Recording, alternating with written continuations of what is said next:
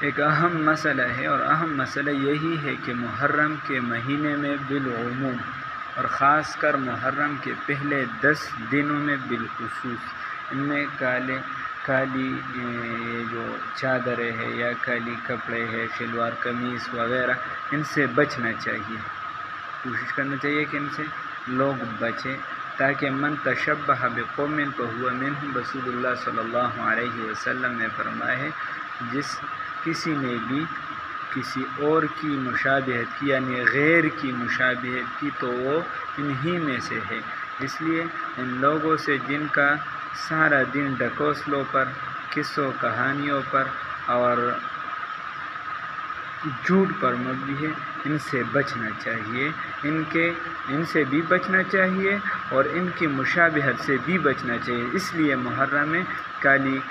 یہ چادریں وغیرہ سے بچنا چاہیے۔